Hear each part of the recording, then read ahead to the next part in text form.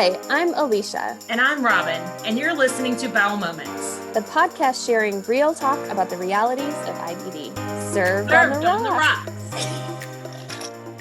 This week, we talked to Dr. Michael Dolinger. Dr. Dolinger is an assistant professor of pediatric gastroenterology at the Icahn School of Medicine and Mount Sinai Kravis Children's Hospital. Dr. Dolinger leads the Henry and Elaine Kaufman Intestinal Ultrasound Program at the Susan and Leonard Feinstein Inflammatory Bowel Disease Center, the first of its kind in the United States. We talked to him about big surprise intestinal ultrasound and also his very personal reason for why he got involved in gastroenterology. This was such an amazing conversation. Cheers. Hi, everybody. Welcome to Bowel Moments. This is Robin. Hey, guys. This is Alicia, and we are super stoked to have Dr. Michael Dolinger on with us. Mike, welcome to the show. We have so many questions for you and are very, very excited to have you. But our very first unprofessional question for you is, what are you drinking? Thank you for having me. And I wish I could be more adventurous, but I have a 6-month-old baby at home. And so I, try and drink coffee and water right now. So I just finished, it's more interesting that I, eat dessert every night and just finished a couple of pints of ice cream and just water after that. So it was coffee, ice cream, water in that kind of sequential order. So you need to stay hydrated, stay awake, and you need the sugar boost. Yeah, no, sweet tooth for sure. Yeah. Lunch dessert, dinner dessert. What kind of ice cream was it? This was not my typical flavor choices, but went with a salty caramel and cookies and cream combination from Blue Marble I picked up at the grocery store. Oh, that does sound good. Sounds good. Yeah. And normally I go with more of a fruit-ish kind of flavors, like Jenny's Brambleberry Crisp type item, but cookies and cream caramel was calling my name tonight. It's, you got to go with those cravings. You got to go with it. Well, that sounds lovely. And again, I'm really kind of jealous. Me too. Robin, what are you drinking? Yes, I am drinking, it's a black tea base, but it is sweet tangerine.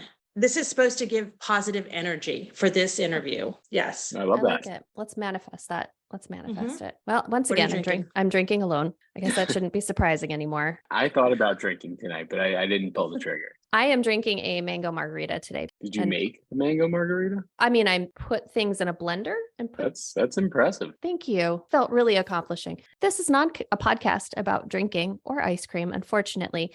Maybe a next one for us. It could be. And we'll invite you on. Yes. I got to step up my game then.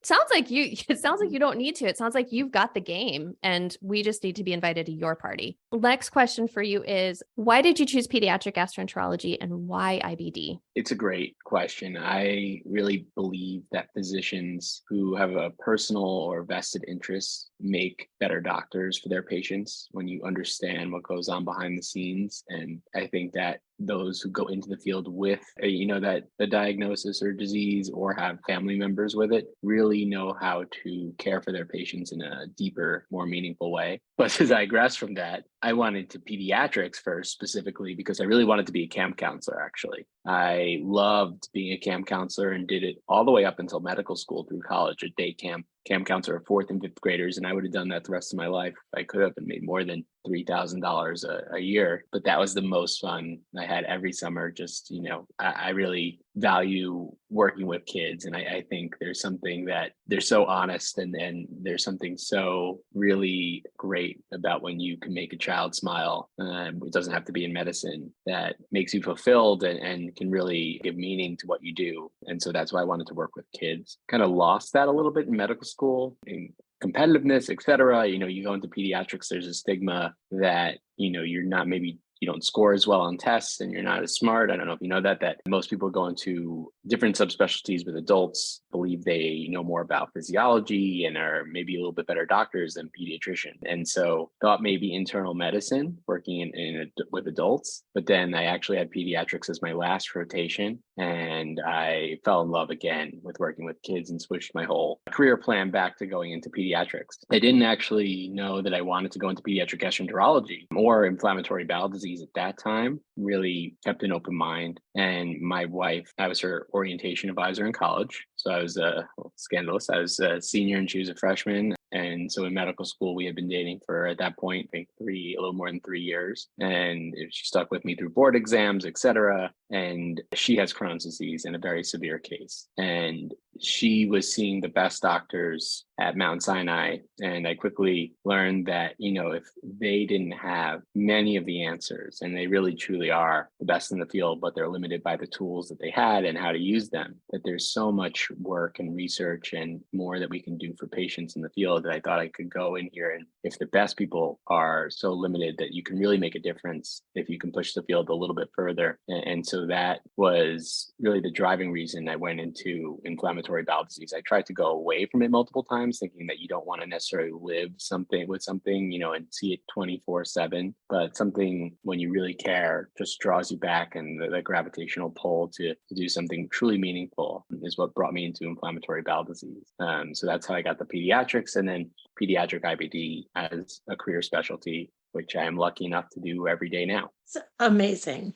Thank you. A way to start. What a way to answer the first question. I mean, you need to add the track in there where everybody goes, oh, I told you, I shoot from the hip. That's the real story. That is a wonderful story. And I love the fact that you want to push the research and find the tools and help to expand what's available to treat and diagnose and make patients like your wife better. I love that so much. The thing that I want to ask about, Alicia, is right off the top, this thing that you have been most recently came into our line of sight is the intestinal ultrasound, the non-invasive diagnostic tools, because everybody's talking about it.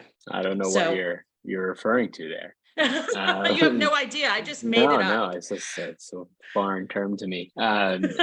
No, so I could start you off with just an introduction of how, that this came to be. Yes. I initially wanted to go to pediatric residency at Mount Sinai, and I wanted to be in New York City, at least in New York, because my wife had a job and our families are from here. And Mount Sinai didn't even respond to my application. I confirmed they got it, but I didn't get a rejection or no interview or anything like that. So no residency at Mount Sinai. Blessing in disguise, I ended up at Cohen Children's Medical Center in Long Island, and I loved every second of it. I became the chief resident there, and I really wanted to stay at Cohen Children's Medical Center, but the chair at the time, when you're a chief, you really work closely with the chair of the department, learning kind of the ins and outs of management. And we had many career chats, and we sat down. He said, "What do you really want to do?" And I said, "I think pediatric inflammatory bowel disease." And he said, "That's great. Then that means you got to leave here." And I was like, "What do you mean I got to leave here?" He's like, "You got to go work with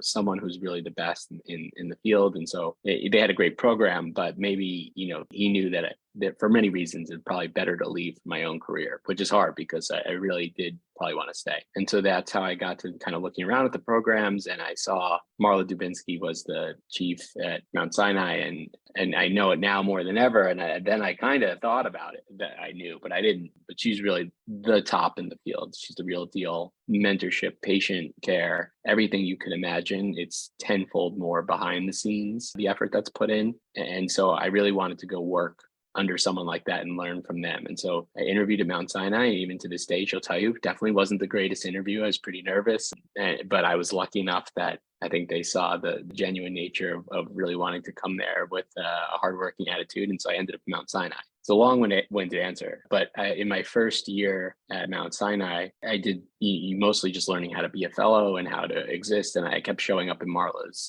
procedures, just watching and her clinic, and not even being allowed to see patients, but just kind of reading the charts, seeing how she managed and trying to shadow as much as I could. And she really picks up on everything. And so she gave me small projects, and I was able to complete them, looking at our biologic therapy database and reporting on outcomes on kids, which was great. Really give me an experience to start researching under her and what it takes to put out some meaningful publications that could help the field and aren't just research to do research. And then at the end of the first year, she sits everyone down and kind of tries to mentor them through their career, whether it's inflammatory bowel disease or not. And really is, besides IBD, she's an amazing mentor in general for life. And she says, "What do you want to do?" And I said, "I really want to make a difference. I want to do something that is fulfilling for me, but also actually impacts change." And really one of the next sentences out of her mouth was, "Do you want to learn ultrasound for inflammatory bowel disease?" And I said, "I don't know what you're talking about. I don't know what this is." And she's like, "This is something that I've wanted to bring to the United States for IBD patients for more than 20 years. But she was a resident. She's from Canada, and she was trained in Canada. And one of her early mentors, Ernie Seidman, had really wanted to use ultrasound, and they were using some ultrasound in Canada for IBD, and one of her first publications as a resident was in ultrasound for inflammatory bowel disease in the late 90s. And she said it was really a dream of hers. And she had gone a year or two prior to Digestive Disease Week and heard from Christian Masser, who had just developed this international bowel ultrasound group where they were doing ultrasound in some European countries, Canada, Israel, Australia, and wanted to potentially expose the United States. And so I wasn't the first person that she asked. I think a couple other people said no. And it was to go to Europe to learn. I didn't have a family at the time. I had a wife, but no kids. And so I really could go over to Europe to learn. I did some reading, saw what intestinal ultrasound was, which I can explain a little bit. And then I went over to Copenhagen first, and I was welcomed. They could have said, "You're the dumb American coming over here to, what do you know?" Compared to we've been doing this a long time, but it was the opposite. Everyone was so welcoming and just really wanted to teach, to help bring this to America, to help as many IBD patients as possible. And you really got that collaborative vibe right from the beginning. And it was a special group of people, and it still is a special group of people. And I drank the Kool-Aid and really dove headfirst into learning it. The pandemic happened right then in December 2019, January 2020. We didn't know it was happening, but Marla got an ultrasound machine for our clinic, got funding for it, which is one of the major hurdles of many institutions, and she was instantly able to make it happen. One of the magic things she's always able to do is, if it really is impactful, she makes it happen. She jumps through every hoop. And we just started practicing. I wasn't trained, I wasn't certified, and we really started to just ask our IBD patients if I could practice on them, not for clinical decisions, but to say we were going to hopefully bring this to the United States. We're the first center, and would you be a volunteer to help me learn? And every patient, parent, child, adult, was really willing to spend an extra 15 minutes in their clinic visit and have me ultrasound them. The pandemic slowed it down a little bit because we went telehealth, nobody knew what was happening, et cetera. But by the end of 2020, I was really doing as many ultrasounds as anyone in the world because we have such a high volume IBD center, and really we got very good at it very fast. And now I help, from those who invited me to go learn, I'm training everyone I can to use this to bring to their center for monitoring IBD patients and trying to improve outcomes that way in this non-invasive approach. So that's kind of this long-winded, roundabout way of how I started to do intestinal ultrasound for IBD monitoring. But I think just right place, right time is the bottom line to that story. And you show up, you work hard, and you can plan your career, but you never know when the moment is going to happen for you. So that's kind of my story so far. That's so cool. And I definitely love the idea of this, because having something that's, listen, colonoscopies are not fun. They're not fun. So not having to do that for folks, I think, especially little kids, I'm sure is absolutely life-changing for them. But so for those people who are not fortunate enough to be a child that comes into your clinic, and I think a lot of people are familiar with ultrasounds because of pregnancy, right? That's kind of what they're associated with. Talk through, what is it similar to that? How is it the same and different? And what are you seeing? How are you able to use it to actually see the things that you're seeing? It's a really super smart question, but go with it. No. How do you see? I like that as a question. I start with my eyes. It's a regular ultrasound. So one of the biggest questions is this a special ultrasound machine? It is a regular ultrasound machine. It just has to be a mid to high quality ultrasound machine. The ones they use for OB and pregnancy are always good enough. They may need a different probe just to get a different view of the abdomen, but the machines themselves are almost always good enough. And it's a regular abdominal ultrasound. So I'm just putting a probe on someone's abdomen. They do not drink anything. They do not have an IV that injects anything. They do not have to prep and do a clean out. They do not have to fast. It can be done anytime they come in the visit, and we put a probe on their abdomen. And this can be done by anyone. It's not so difficult. It's just like any skill. If you do it a few times, you can start to get the hang of it. And we look in a very systematic approach. We look at the large intestine and the colon, starting in the bottom of the colon, close to the rectum. And then we move all the way around the colon to the end of the small intestine, called the terminal ileum. That's for patients who haven't had surgery, et cetera. Not all IBD patients fit in a box, but that's the general approach, and we can adapt that to patients who have had surgery, who have pouches, et cetera. We can use this as a monitoring tool for everyone, because what you see the walls of the large and small intestine. And inflammatory bowel disease is a transmural disease. That means it actually goes outside of the inner lining that you typically see with a colonoscopy, the mucosal layer, that inner lumen of the bowel, and it goes to the other four walls. And we don't know if it starts inside out or outside in, but we do know it affects all the walls. It's not just limited to that inner lining, especially ulcerative colitis, which in medical school is taught as the difference between Crohn's disease and ulcerative colitis. One of them is that ulcerative colitis is thought to be limited to that inner lining, and Crohn's disease extends to all the walls. But in fact, with ultrasound, you see that's just simply not the case, and that when you have inflammation in either, it extends through all the walls. And you can see that because the walls, I tell people, it's two things that we see with inflammation. The walls get swollen, so they get thicker, and they get bruised. So there's increased blood flow. It doesn't mean that you're bleeding, but a bruise is a black and blue that's from blood flow and blood vessels there. And it's the same thing that happens in the colon or small intestine when there's inflammation. It gets swollen and it gets bruised. And we look at that with ultrasound. And it takes just a few seconds to start to realize if someone has swelling and inflammation. Now we tease it out and characterize it, and we're very objective. We measure that thickness to the 0.1 millimeter, and we measure the blood flow, and we look for a few other signs. But the most valuable thing is that we actually use that to then follow treatment response. We know that that should normalize and heal in response to treatment. If you have a bruise and a swollen elbow, that should get better. That shouldn't stay bruised and swollen the rest of your life. And so the same thing with the colon and small intestine. We know our treatment goal is to make that back to normal. And what's different here about many of the other ways in which we monitor, besides the non-invasive approach, is that this is the only test that we do besides an unsedated colonoscopy or flexible sigmoidoscopy, which, not the ideal scenario, but it happens. This is the only test that we do that we are showing the patient in real time their inflammation or lack thereof, and we're communicating it to them as it's happening. I don't know what we're going to find. We kind of go on this journey together in this dark room, and it's transformative to the visit, and we come to the same conclusions at the same time. I teach everyone exactly what I'm looking at, whether you are a 6-year-old child, whether you are a 70-year-old adult. It's the same thing. I believe knowledge is power in teaching, and whether you're, a chief of division coming to learn ultrasound with me, it's the same thing. Everyone can understand pictures. They really are worth 1,000 words, and it really takes a lot of educational gap and disparities out, because everyone knows what they're looking at. They understand that something's bigger, there's inflammation. They understand that if you see color, that could be a bruise. And it really develops this shared understanding at the same moment in a visit that is special, because I think what we forget in medicine is that we could try and talk to patients about doing this, about doing therapy, about doing diet. It's all for naught if we really don't meet our patients on the same level and really understand where they're coming from, and go on that journey together. And I didn't realize this power until I went to Germany to train, and I saw it over and over. And it really is an amazing experience, because you turn on the light and it really is like you just are. There's a ease about the visit because you all are speaking the same language. You all understand what needs to be done.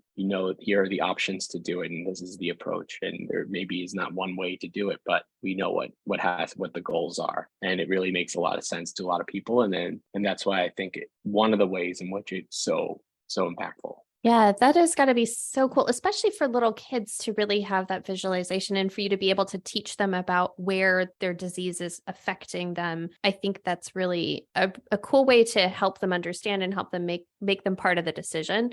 I mean, the one thing I wrote down here is, using this as part of your shared decision-making about what really is the best option to treat them and why you're recommending something specific over another. I'll add that kids who are faster learners than adults, and they're more so with technology, to them, this is like a video game often. And when they're in that 8 to 12 age range, if I've done it 4 or 5 times, and then I'll let them do it themselves with the probe, and they're pretty good. They can visualize and do what I need, and it really makes the visit fun for them. And there is a lot to be said about changing the way in which a child views the doctor office visit, and it can impact the rest of their life just by simply, empowering them in that way. And that I'm not blind to that as it's happening, as part of the treatment plan. I was going to say, Alicia, in addition to what you were saying, I'm sure the whole issue of consent, like the kids feel like they have control over what's happening to their body. We've talked about that a little bit on the show, about just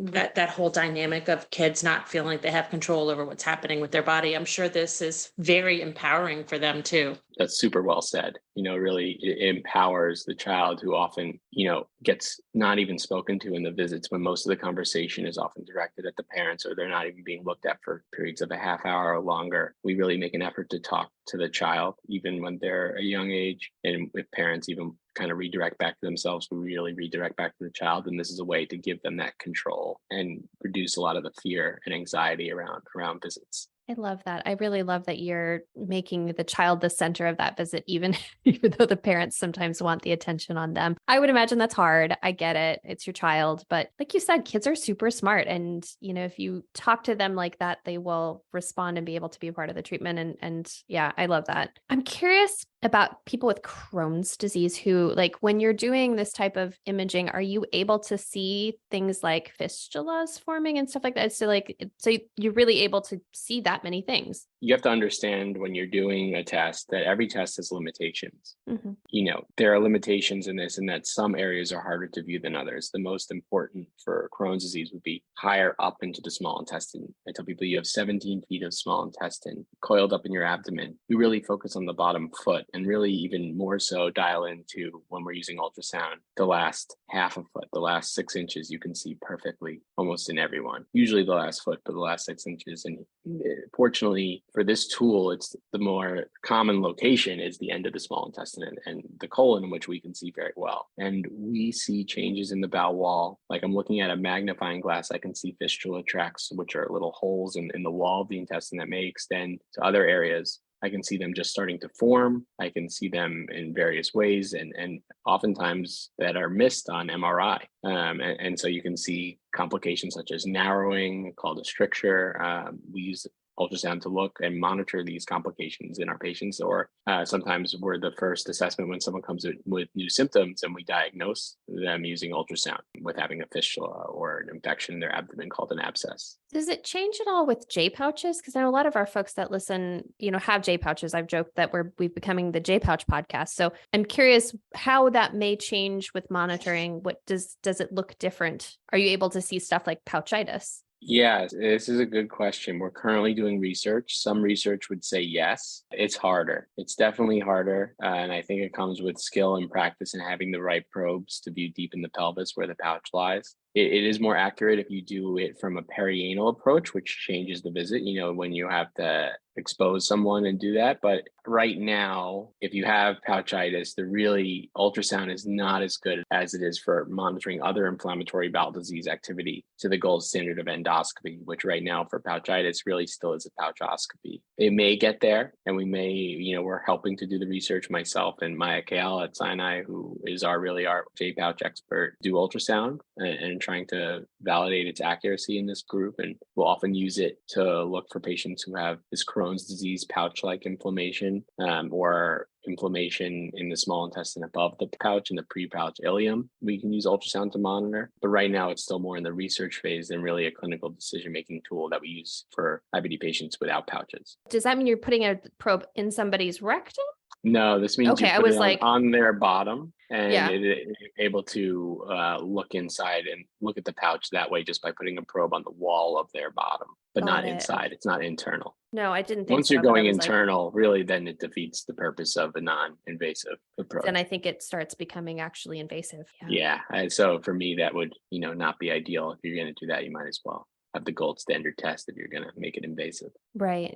Okay. That makes more sense. Cause I was like, I feel like we entered a whole new territory. And then I was like, transvaginal ultrasound, maybe that throw one of those in there too. Like, just kind of go both sides. But for fistula, perianal abscesses, rectal strictures, we do the same kind of perianal ultrasound, not internal, but on the bottom. So ultrasound is a great tool there. Yeah, that does make sense, I think. Okay, that's super interesting. I think a lot of what you are doing now is doing a lot of training for other people as well, correct? So in addition to you doing this in your own clinical practice, you're now becoming the messenger and telling everybody else about the virtues of this. Talk a little bit about, how does this happen? Are you invited in, or when you're going out, are you actually like calling up people and saying, I'd like to come and give you training, or are they calling you? Yeah, my career goal right now is really to get this to as many IBD patients as possible, because it really is such a valuable monitoring tool that is more accurate than what we have now and is less invasive than what we have now. So it's got all the benefits, and I really want every IBD patient to experience that. In order for them to not all fly to Mount Sinai or the few other places that are doing this, you have to get it to as many IBD centers as possible. And initially, I just started trying to speak about its benefits and try and get others to buy in, to want to learn. And fortunately, I think actually it's from patients that patients have really been asking this of their providers at institutions around the United States over and over and over again. And that persistence has been like, oh, maybe the fifth or sixth patients that's asked about this, we should learn about ultrasound and see who's doing it and why they're asking. And that's driven them to want to learn. It's not me speaking it from a higher up point or, our experience doing it at Mount Sinai, this place. It's patients saying that, oh, there could be a better way. And it's that has pushed other gastroenterologists, both adult and pediatric, to want to learn. There is a very systematic way to learn, and we're currently trying to adapt it better to the United States because it is really a more international model that wasn't based on the US healthcare system, which has some issues for learning and training once you're outside of training. Once you're already gastroenterologist and you're established, the United States is very much your salary is based on your productivity, and you can't just take time off to go learn something new without that time being protected, which is maybe a little bit different in countries where they have a public healthcare system and people have public insurance, and they're not in this kind of capitalist society. So it's a little bit different, but we do it through the International Bowel Ultrasound Group, an organization of experts in which I'm fortunate to be a part of and help lead the training in the United States. So we do it for right now, it's an introductory hands-on course, a few days that we really do mostly hands-on ultrasound that entire time. There are a few expert lectures mixed in, but you're really going back and forth between a 20-minute lecture and a 1 hour of ultrasounding, a 30-minute lecture and 1 hour of ultrasounding on live IBD patient volunteers who come in out of their own time to say that, again, these are a group of doctors who are wanting to advance the field. They want to do their part to advance the field. And this is an amazing way to do it. And that's how we learn pathology and learn to do it. And they really get a lot of experience in that introductory course. We were fortunate enough to have the first one at Mount Sinai in October in the United States. And then we just had the second one at the University of Chicago in March, in which we had 36 gastroenterologists, 18 adult, 18 pediatric at Mount Sinai from 36 different institutions come to learn, because the goal is to bring it to as many different places as possible. So it's not 3 people from one center and 4 people from another. It's 36 from 36 different places. And then in Chicago is another 30 from different places. And so if you have 50 or 60 institutions that are starting this process to learn, that will slowly build into the snowball to bring it to more and more and more IBD patients. The second part of that is actually the hard part. That's where you need to do longitudinal training to practice and have someone kind of proctor you on how to do this over and over. In IBD patients, you can't, after 3 days, you're not going to be able to do this for clinical decision making accurately. So they come for 4 weeks, usually 2 different 2-week blocks to an expert center. Right now, currently in the United States, at Mount Sinai and University of Chicago are the only 2. And so you can imagine that bottleneck unless you want to go to European or Canadian center. And we are fortunate that we are full until September 1st. So right now, every week, including next week's on Monday, and we've already started this training the previous 2 weeks before our conference, I have a gastroenterologist, pediatric or adult, from a different institution coming to Mount Sinai to learn ultrasound and take that next step, meaning they already have an ultrasound machine in their clinic, and they are now learning and they are about to go bring it to their patients. And so the interest has really, that bottleneck is slowly starting to get relieved, and it's really happening, which is exciting. However, we still want to bring it faster to IBD patients. It's going even still too slow. So we're trying to build the knowledge by building an e-learning platform and open access, open source, in which we can do this online and expose both providers and patients to all the knowledge that one would need. And then when you need to do hands-on, you're just training your psychomotor skills. You're not building that knowledge base and taking more time. So you're reducing that kind of in-person time and creating this adult learning model and flipped classrooms to do this as much online as possible, and then really maximize your hands-on time to, again, help kind of relieve this bottleneck and bring it to as many patients as possible. And we're working on that right now. This is very exciting, but as a patient, I'm going to be honest and tell you, it's a little frustrating that Dr. Dubinsky did this 20 years ago in Canada, and she was just now able to bring it here, and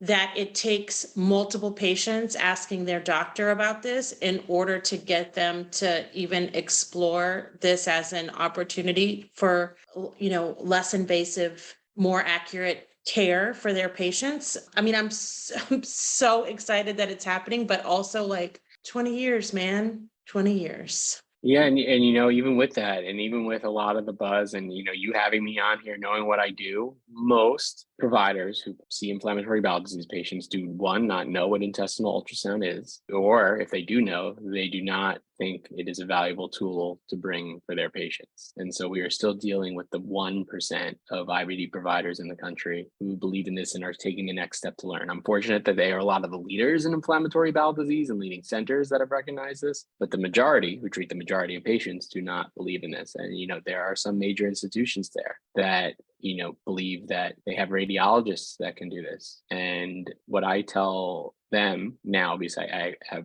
I'm fortunate enough to have the experience to look back on and see really where the benefits are, that radiologists, I know you said don't, can curse, don't curse, whatever, on the podcast, radiologists don't give a shit about your patient. They don't follow up your patient. They don't call them at night. They don't deal with the phone calls when they're not well. If they cared about your patient, they wouldn't want them to miss another day of work, to miss another day of school, to come for another office test in which they're not going to get the results in real time, in which you're going to have to communicate with your provider and create another barrier to getting the results in a fast manner to change care. If they really cared, they'd be, and they could do it, they'd be with a handheld probe shadowing that doctor in the clinic. But guess what? That's not how money is made in the hospital. It's not practical. And that's just not why they went into that field. And they have other things that they see. And so this is why gastroenterologists need to learn. It's better for the patient. This isn't a tool for radiologists. This is a point of care tool that can actually impact all patients' treatment decision makings and that kind of shared understanding we talked about. And a lot of institutions have this barrier with radiology, saying they have a radiologist do it. And I'm saying you just don't get it. You just don't understand what patients need and what they want and what's better for them. And if it was from that standpoint and it was what's best for the patient, that would always be the decision and we would have it even faster. But that's not always how things go, unfortunately. And I try and say that now we're in 2023. It's time to focus only on what's best for the patient. This care has been stagnant for too long. Outcomes are not good enough. And the more you delay, anything you can do to make 1% better, that's how many patients you could be affecting. So, that's kind of what I tell people who have that barrier at their institution now. This is not a question. This is just an observation. It just makes me think about doctors, GIs who are still prescribing steroids because they're still out there, right? Even though they're still out there. So it's hard to change practice. It's really hard to go against the status quo. Even when we know things don't work, like mesalamine for Crohn's disease doesn't work. Yeah. Most providers, most patients in the country are still on mesalamine for their Crohn's disease. And so, it's really hard to change practice in this country. And that's what I try and do, one physician, one center at a time. And it really is like each one can be a Herculean effort, but I really do value every extra provider that learns. Every extra center can impact so many IBD patients. And so that effort really makes me fulfilled at the end of the day, knowing that I am lucky enough to be able to help that many people by doing this. I'm curious if you are also doing, because we have some really fantastic nurse practitioners and PAs that are practicing as part of these IBD centers, and they're not gastroenterologists, but is that another training avenue that you're looking at? Definitely. We have them at Mount Sinai. They're incredible. They're often much smarter and better than the gastroenterologists and are more patient facing and see the day to day. And that is definitely an area. But right now we're focusing on we're in our infancy, getting it out to these gastroenterologists, but ultimately it will for sure go to the nurse practitioners. And that's something we're talking with the VA, the Veterans Affairs, trying to get ultrasound into all the VAs that see IBD patients. And this is really actually more in this European model where cost savings matter and impacting patient care and outcomes actually matters a little bit more. And so they've recognized the value of this tool, and their NPs and PAs may be a great advanced practitioners to teach. Yeah, that definitely makes sense. Yeah. Phase 2 on your world domination plan. What's coverage like for this? So, we have, you mentioned this sentence, it's covered by insurance. Like simple. Cool it's covered. It's covered. It's always covered. It's a super inexpensive test and all insurances cover it. We wrote a paper to kind of help people because it is one of the most common questions that an office or an academic center may ask as they're starting what is reimbursement like? Is the people, you have to get prior authorization. That's you don't need to. In 1999, the American Medical Association put out a statement saying they want point of care ultrasound to be used in medicine, regardless of field. They want family practice. They want ultrasound because they see its benefits to be used. And there are a lot of med schools in the country that give out these portable probes to their students. They don't really have a plan usually with how to use them, but the concept is there. And then that was backed by the government, the CMS in 2009 and again in 2011, that said they agree that ultrasound should be used in medicine and this can be an impactful tool and they will cover it. And private insurers follow the government. And so that is reimbursed. You don't need prior authorization. We've been doing it for 2 years and we've never had an issue. That's awesome. That's Well awesome. done, insurance companies. Let's give them credit where we can. Good job, insurance Because we companies. usually don't on this show. I don't know if I want to be the one to be giving credit to insurance No. companies as part of my podcast episode, but You know here what, we Mike, are. though, we have to positive reinforcement can work. We have to positive reinforce the good things, right? I don't know if you positively We rail reinforce about- evil. Do you? How does that go? We rail enough. We could say one nice thing, just one. U.S. healthcare. Just for people who this is an option for them to alleviate any sort of fears. I know there are some tests that can be run that, you're exposed to radiation levels or whatever it is. There's nothing to fear from this at all, correct? No radiation.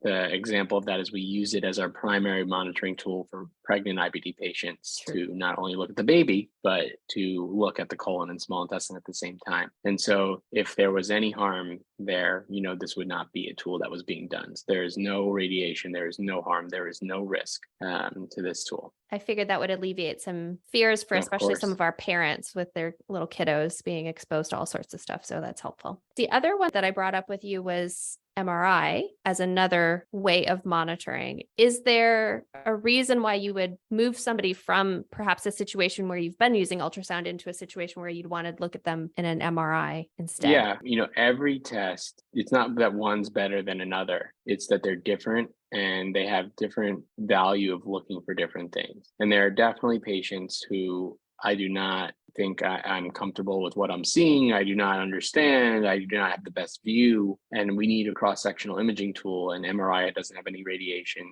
and it is very accurate. And so we do use MRI in these patients with who we can't get the optimal visualization with ultrasound. I will say that is, 90% of our patients, we are using ultrasound, but there is a cohort who MRI is definitely a better imaging test than ultrasound. But I think really having an understanding for your patient to direct them to the best monitoring tool and trying to be as unbiased as possible and saying what's best for my patient. If they need to go to get radiology to drain contrast and have an MRI, why am I doing that? And is this the best thing for my patient is something we always think about with every test we do. You talked about being able to utilize this as a way to probably predict how somebody will respond to treatment. How is that? Is it that because it's in a certain place, that a certain medication will work better than something else? Or what do you mean by that when you're saying predicting like their response to treatment? Right now, when you are diagnosed with inflammatory bowel disease, whether it's ulcerative colitis, whether it's Crohn's disease, we're actually very limited with knowing your natural history of your disease course and progression, even in response to treatment. We're limited by our clinical assessment. Where is your disease located? How does it behave? How does it look? What do we think the severity is, which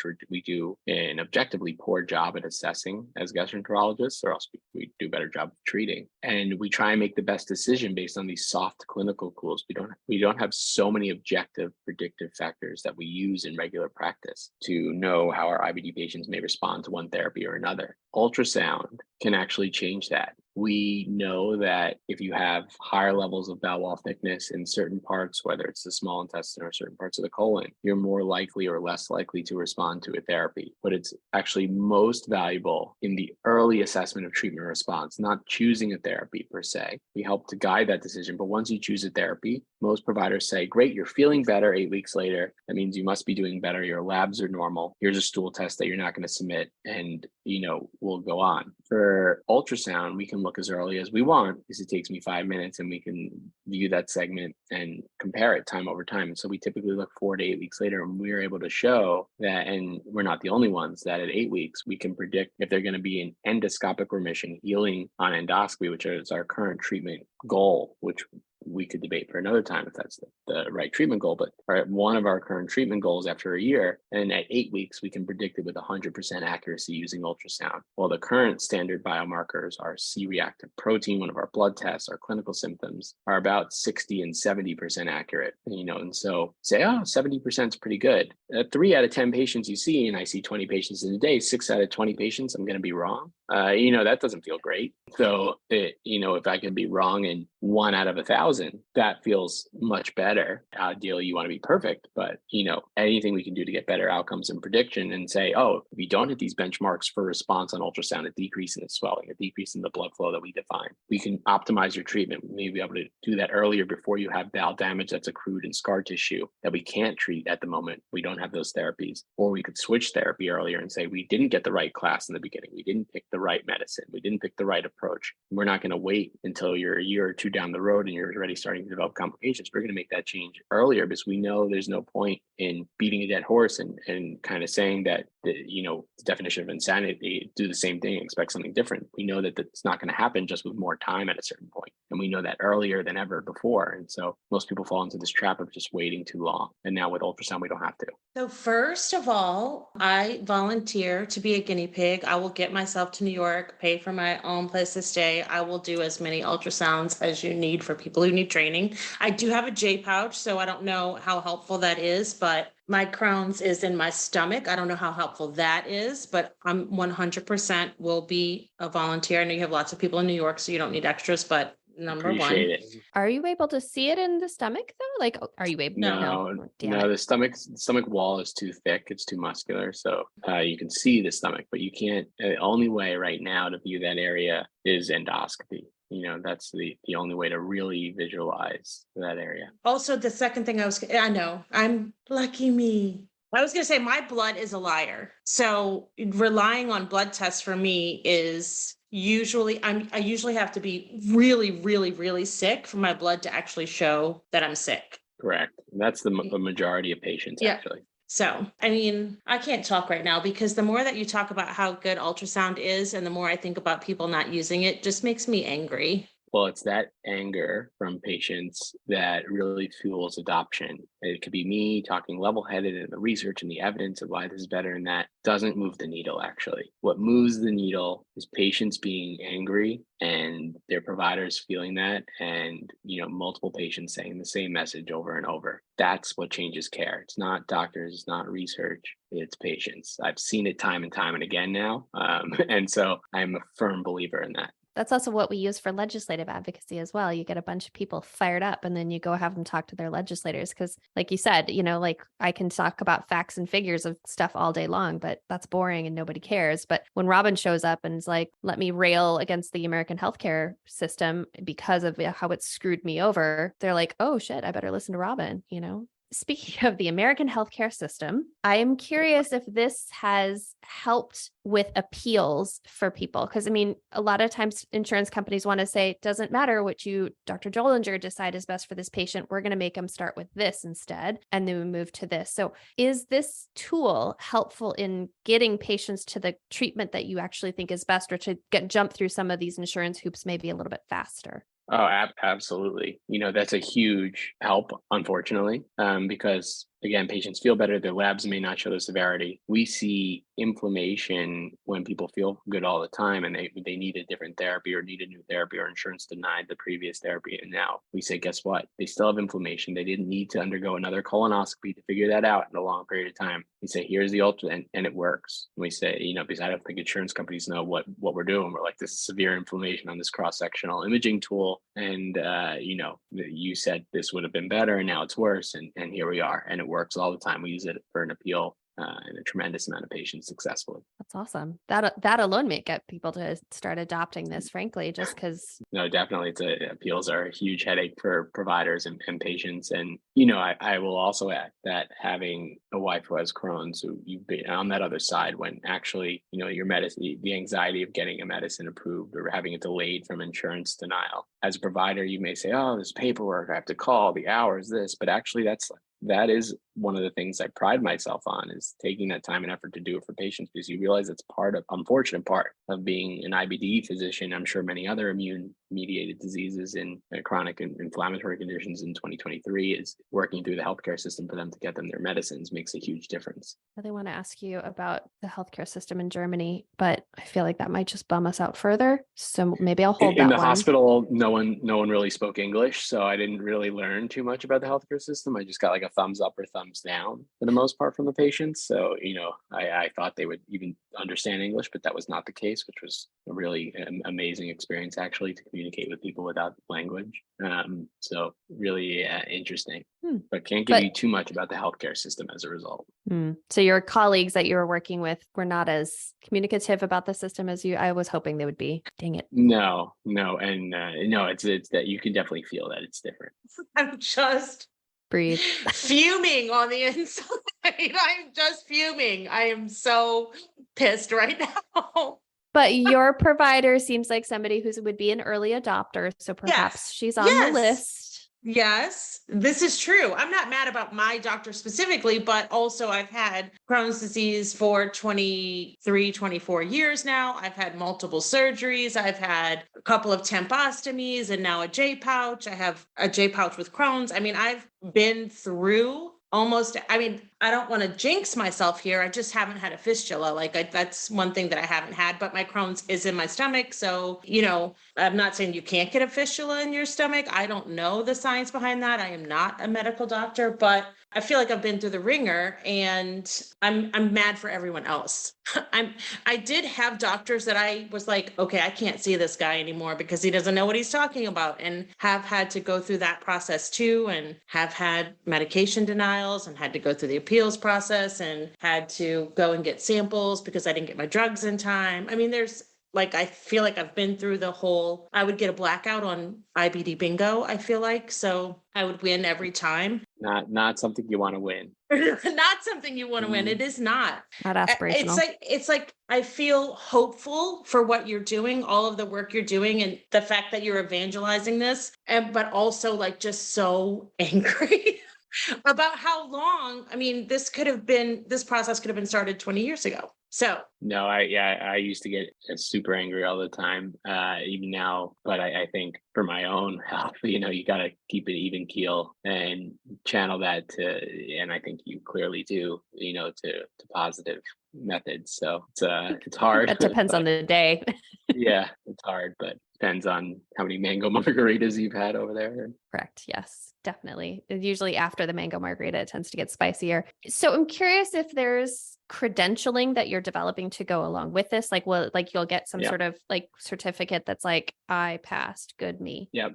And we're working with the gastroenterology societies in the United States to give their stamp of approval on that certificate as well. We're one of the last fields of medicine to not have a formal statement for ultrasound in anything, not just IBD, but to not say that we should use ultrasound medicine. And that actually is a big detriment to incorporating it into training, whether you're an advanced endoscopist, a pancreatologist, a hepatologist. There's no formal statement from societies and GI to say we should be learning ultrasound as part of that training. So working with them to start developing that is actually like starting to build that from the ground up too. So it's important things, but right now, yes, there is still a certificate and credentialing that helps get it, you credentialed at your institution to do this. So it's not even just a one-step process. It's not like train people to do this. Here's your credential. It's like starting all the way down. Everything has so many, you learn, everything is much more complex than you think. And so it takes a lot of effort by a lot of people, not just myself. I tend to end up being the face of a lot of these things and